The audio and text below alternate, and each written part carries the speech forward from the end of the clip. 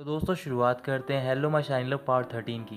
शूशॉ की फ्रेंड ने जिमो को बता दिया होता है कि वो चली गई है और ये कहकर वो वहाँ से चली जाती है। ये सुनने के बाद जिमो काफ़ी शौक में होता है। तभी वहाँ पर वो लड़का पहुँच जाता है जिससे कि शूशॉ ने अपने बॉयफ्रेंड बताया होता है। वो लड़का बहुत ही ज़्यादा गुस्से में होता है और वो जिमो को पंच मार देता है। फिर वो जिमो से बोल रहा होता है, क्या तुम्हें अभी याद आया कि तुम्हें शूशॉ से मिलना है? तुम पहले कहाँ पर थे जब वो हॉस्पिटल में अकेली आ रही थी इलाज के लिए? तुम तो एक साइकोलॉजिस्ट हो और तुम्हें नहीं पता चला कि शूशॉ तुमसे झूठ बोल रही है। अब इस बात का कोई फर्क नहीं पड़ता क्योंकि वो मर चुकी है। तो फिर तुम एक बात याद रखना कि तुम ही उसके मर्डर हो। अगली सुबह रियोरान चैनफे के घर पर जाती है। तो फिर चैनफे पूछ रही होती है, तुम यहाँ पर क्या करने आई हो? रियोरान उसे बता रही होती है कि मैंने और जिमो ने किस किया और ये हमारी तीसरी किस थी।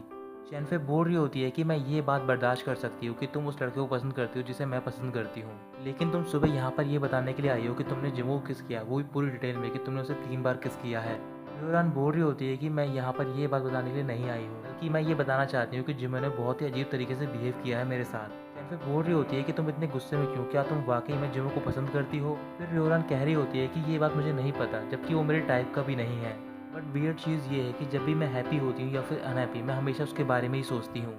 वही अकेला है जो कि मेरे इमोशन को अफेक्ट कर सकता है और साथ ही मैं उसकी प्रेजेंस की यूज टू भी हो गई हूँ। चैनफे बोल रही होती है कि मेरे इतने सालों के एक्सपीरियंस से मैं तुम्हें बता सकती हूँ कि तुम दोनों के बीच में क्या प्रॉब्लम है। तुम दोनों एक दूसरे को पसंद करते हो, लेकिन कुछ कंसर्न की वजह से तुम दोनों ही इनिशिएटिव नहीं लेना चाहते हो। रियोरान मना करती है और बोल रही होती है, तुम्हें पता है कि जिमो की गर्लफ्रेंड थी और शायद वो उसे नहीं भूल पा रहा है। चैनफे हंसने लग जाती है और बोल रही होती है कि अगर ये तुम्हारी प्रॉब्लम है तो फिर मैं तुम्हें कुछ ट्रिक बता सकती हूँ। रियोरान मना करती है और वहाँ से जा रही होती है। तो फिर चैनफे पूछ रही होती है, तुम कहाँ पर जा रही हो? रियोरान बोल रही होती है कि मैं अपने वर्क के लिए जा रही हूँ। रियोरान के जाने के बाद चैनफे बोल रही होती है कि तुम इतनी सुबह ये बताने के लिए आई थी कि तुमने जिमो को किस किया, अब मैं पूरे दिन इसी बारे में सोचती रहूंगी। जिमो अपने ऑफिस में होता है। तो फिर शाम को उसके पास उसका मैनेजर आता है, उससे पूछ रहा होता है क्या आप आज घर नहीं जाओगे? जिमो मना करता है। तो फिर मैनेजर उसके पास जाता है, उससे बोल रहा होता है क्या आपकी रियोन के साथ फाइट हुई है तभी आप घर नहीं जाना चाहते हो? फिर जिमो मैनेजर की ओर देख रहा होता है। फिर वो उसे बोलता है कि तुम मेरे साथ मेरे घर पे चलो। घर पे पहुंचने के बाद जिमो अपना सामान पैक कर रहा होता है। तो फिर मैनेजर बोल रहा होता है कि लड़ाई तो होती रहती है बट आपको घर छोड़ के नहीं जाना चाहिए। जब से आप इस घर में रहने के लिए आए हो तब से आप ह्यूमन बन गए हो, क्योंकि पहले आप इमोशन शो नहीं करते थे। आप हमेशा होटल में रहा करते थे और दूसरों से डिस्टेंस बना के रखते थे।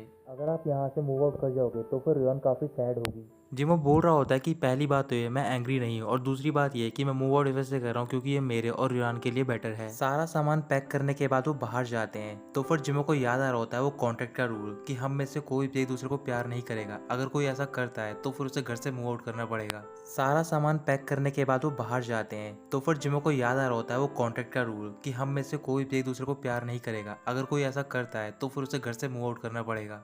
फिर वो टेबल पर कॉन्ट्रैक्ट रख के चला जाता है। रात को रियान सिडा के साथ एक होटल में होती है और वहाँ पर कई सारे प्रोड्यूसर्स होते हैं। उनमें से एक प्रोड्यूसर रियान से बोल रहा होता है कि सिडा में क्या टैलेंट है, वो मुझे पहले अपना टैलेंट दिखाए। सिडा डांस करना स्टार्ट कर देता है बट थोड़ी देर बाद प्रोड्यूसर रुकने के लिए कहता है और बोल रहा होता है कि अगर तुम ऐसे डांस करोगे तो फिर तुम सेलिब्रिटी नहीं बन सकते हो। रियोरान बोल रही होती है कि अब ये डांस नहीं कर पा रहा क्योंकि ये भी काफी नर्वस है, बट ये गाना बहुत अच्छा गाता है। इसके बाद सिडा सिंगिंग स्टार्ट कर देता है बट उनमें से कोई भी प्रोड्यूसर नहीं देख रहा होता सिवाय एक को छोड़कर, वो एक म्यूजिक प्रोड्यूसर होता है। कुछ देर बाद सिडा और रियोरान बाहर चले जाते हैं और वहाँ पर बात कर रहे होते हैं। तभी वहाँ पर म्यूजिक डायरेक्टर आता है। रियोरान सिडा को इंट्रोड्यूस करवाती है। तो फिर वो डायरेक्टर बोल रहा होता है कि मुझे तुम्हारी टोन बहुत अच्छी लगी, अगर तुम्हें ट्रेन किया जाए तो फिर तुम काफी अच्छे सिंगर बन सकते हो। रियोरान डायरेक्टर को थैंक यू बोलती है और कह रही होती है कि सिडा अभी न्यू कमर है तो फिर उसे अपॉर्चुनिटी की जरूरत है। डायरेक्टर बोल रहा होता है कि अगर मेरे पास कोई अपॉर्चुनिटी होगी तो फिर मैं तुम्हें जरूर बताऊंगा, और ये कहकर वो चला जाता है। इसके बाद सिडा और रियोरान एक फूड स्टॉल पर जाते हैं डिनर करने के लिए। डिनर करने के बाद रियोरान घर पे पहुंच जाती है और वो जिमो के रूम के बाहर खड़ी होती है। रियोरान बोल रही होती है कि मैं तुमसे बात तो नहीं करना चाहती हूँ लेकिन मेरा मूड बहुत अच्छा है और मेरे पास एक गुड न्यूज़ है तुम्हारे लिए।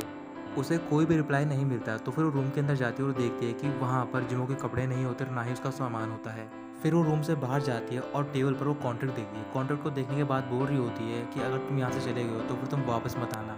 जिमो अपना सारा सामान लेकर एक होटल में गया होता है और वो वहीं पर रह रहा होता है।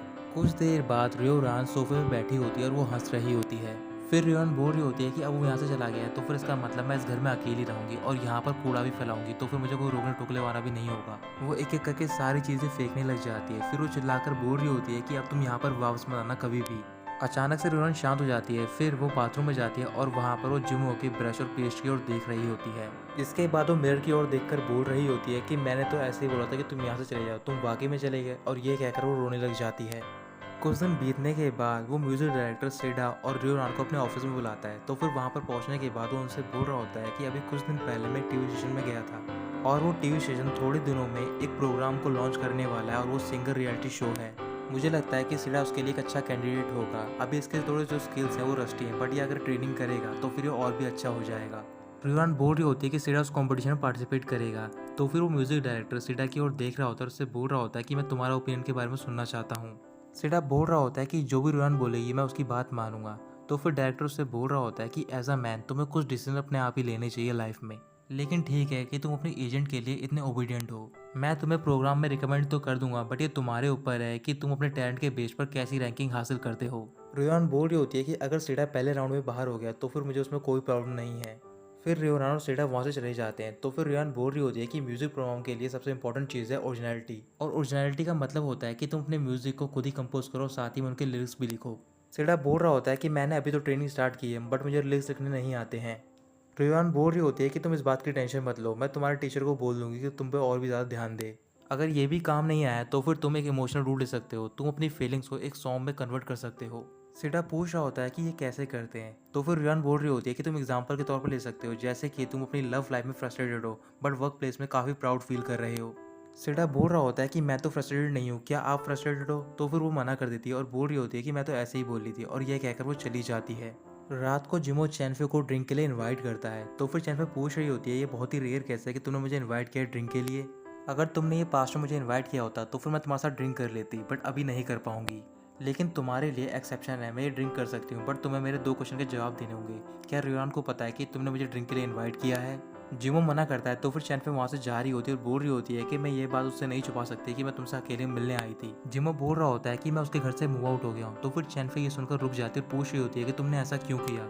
फिर जिमो बता रहा होता है कि रियान ने अपना घर गिरवी रख दिया है बैंक लोन के लिए। ये सुनने के बाद चैनफे गुस्से में आती है और बोल रही होती है कि रियान ने मुझे कुछ भी नहीं बताया, इतना सब कुछ हो गया उसकी लाइफ में। जिमो बोल रहा होता है इसी वजह से मैंने तुम्हें इनवाइट किया, और तुम्हें पता है कि रियान की पर्सनैलिटी कैसी है, अगर मैं उसकी हेल्प करूंगा तो फिर वो उसे एक्सेप्ट नहीं करेगी।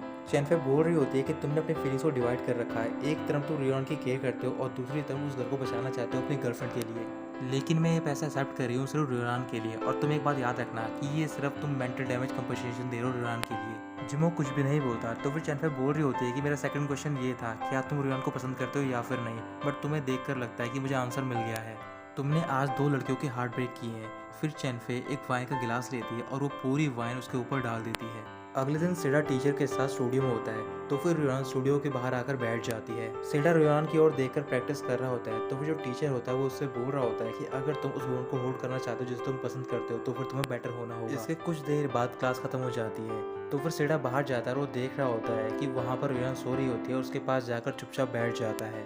तभी रियान के पास चैनफे का कॉल आता है और वो उससे उठ जाती है। फिर वो चैनफे से मिलने के लिए चली जाती है। रियान के वहाँ पर पहुँचने के बाद चैनफे बोल रही होती है कि तुम्हारी लाइफ में इतना कुछ हो गया बट तुमने मुझे कुछ भी नहीं बताया, अगर तुम्हें पैसों की जरूरत थी तो फिर तुम मुझसे मांग सकती थी, यहाँ तक कि तो तुमने अपना घर भी गिरवी रख दिया। तो फिर रियान पूछ रही होती है तुम्हें ये बात किसने बताई। फिर चैनफे बोल रही होती है कि ये बात मुझे अली ने बताई, जो कि जिमो का फ्रेंड है। रियान गुस्से में बोल रही होती है मुझे यकीन नहीं हो रहा कि उसने ये बात अपने फ्रेंड को भी बता दी है। फिर चैनफे बोल रही होती है मैंने सुना है कि जिमो भी तुम्हारे घर से मूव आउट कर गया है, क्या तुम सैड फील नहीं कर रही हो? रियान बोल रही होती है कि मैं तो बहुत ज्यादा खुश हूँ। फिर चैनफे बोल रही होती है कि अगर वो तुम्हारी लाइफ में वापस आ गया क्या तुम उसे एक्सेप्ट करोगी? रियान मना करती है और बोल रही होती है मैंने तुमसे पहले ही बोला है कि मेरे दिल में उसके लिए जरा भी फीलिंग्स नहीं है। चैनफे वो कार्ड निकालती है जो कि उसे जिमो ने दिया होता है। फिर वो कार्ड रियान को दे देती है। कार्ड को लेने के बाद रियान बोल रही होती है कि आगे जब मैं पैसे कमाऊंगी तो फिर मैं तुम्हें ये सारे पैसे वापस कर दूंगी। फिर चैनफे बोल रही होती है तुम्हें पैसे वापस करने की कोई जरूरत नहीं है क्योंकि ये मेरे पैसे नहीं है। ये बात सुनने के बाद रियान बोल रही होती है कि अगर ये तुम्हारे पैसे नहीं है तो फिर किसके हैं? फिर चैनफे बोल रही होती है कि ये ब्रेकअप फी है जो कि मेरे एक्स बॉयफ्रेंड ने दी है मुझे, और तुम जितना चाहो उतना स्पेंड कर सकती हो। अगले दिन सीडा स्टूडियो में होता अकेले, और वहाँ पर वो अपने म्यूजिक के लिरिक्स लिख रहा होता है और साथ ही में उसे कंपोज भी कर रहा होता है। वो अपनी इमेजिनेशन में रियान के बारे में सोच रहा होता है और उन सबसे ही वो लिरिक्स लिख रहा होता है। फिर रात को रियान और चैनफे एक रेस्टोरेंट में होते हैं। तो फिर रियान बोल रही होती है कि तुम मेरे साथ रुक जाओ डिनर करो, पर चैनफे मना करती है और बोल रही होती है कि मेरी अपॉइंटमेंट है डॉक्टर के साथ में। रियान बोल रही होती है ठीक है तुम यहाँ से जा सकती हो, मैं अकेले डिनर कर लूंगी। तभी चैनफे रुक जाती है और वो उससे बोल रही होती है कि पहले तुम्हें हर जगह अकेले जाना पसंद था बट तुमने मुझे आज डिनर के लिए इनवाइट किया, क्या तुम ऐसा जिमो की वजह से कर रही हो क्योंकि तुम एम्प्टी और लोनली फील कर रही हो? रियान मना कर देती है। फिर उसके बाद चैनफे वहाँ से चली जाती है। उसके जाने के बाद रियान भी डिनर नहीं करती और वो सीधा अपने घर चली जाती है। घर पहुँचने के बाद वो सोने की कोशिश कर रही होती है बट वो सो नहीं पा रही होती क्योंकि उस टाइम वो जिमो के बारे में सोच रही होती है। अगले दिन सीडा स्टूडियो में टीचर के साथ होता है और वो उसे अपने लिरिक्स दिखा रहा होता है। तो फिर टीचर लिरिक्स देखने के बाद बोल रहा होता है कि इसमें कुछ चेंजेस करने की जरूरत है, वैसे ही लिरिक्स बहुत ही अच्छे हैं। तुम्हें ये लिरिक्स अपने एजेंट को दिखाने चाहिए, बट सेडा मना कर देता है। तभी वहाँ पर रियान पहुँच जाती है और पूछ रही होती है कि मैं ये लिरिक्स क्यों नहीं देख सकती हूँ। फिर वो म्यूजिक टीचर वहाँ से चला जाता है। फिर इसके बाद रियान से वो पेज मांग रही होती है जिसपे कि उसने म्यूजिक के लिरिक्स लिखे होते हैं। सेडा देने से मना कर रहा होता है, बट रियान उससे ले लेती है। फिर लिरिक्स पढ़ने के बाद वो उससे बोल रही होती है, मुझे नहीं लगता कि ये कॉम्पिटिशन के लिए सूटेबल है। सेडा पूछ रहा होता है ऐसा क्यों, तो फिर रियान बोल रही होती है कि जो सॉन्ग की डायरेक्शन है वो बिल्कुल इनकरेक्ट है, क्योंकि इसमें एक सिस्टर और ब्रदर के लव को दिखाया जा रहा है। तुम्हें लड़कियों की एक फैंटेसी के बारे में लिखना चाहिए, बट तुमने इसमें लिखा है कि एक लड़का है जो कि एक लड़की से उम्र में बहुत छोटा है और वो उसे पसंद करता है। सेडा बोल रहा होता है इसमें क्या प्रॉब्लम है अगर कोई ओल्डर वूमन को पसंद करता है तो। वैसे ही मैं मुझसे यंग लड़कियों के बारे में फैंटेसाइज नहीं करना चाहता हूँ। ये सुनने के बाद रोहन बोल रही होती है, इसका मतलब तुमने ये सॉन्ग उस लड़के के लिए लिखा है जिसे कि तुम पसंद करते हो और वो तुमसे एज में भी बड़ी है। एक तरह से कहूँ तो ये कन्फेशन सॉन्ग है, बट ये म्यूजिक प्रोग्राम के लिए सूटेबल नहीं है। अगर फ्यूचर में तुम फेमस हो गए और सब लोगों को इस लड़की के बारे में पता चल गया तो फिर तुम्हारी रेपुटेशन का क्या होगा। ये सुनने के बाद सेडा कुछ भी नहीं बोलता है। तो दोस्तों यहीं खत्म होता है पार्ट 30।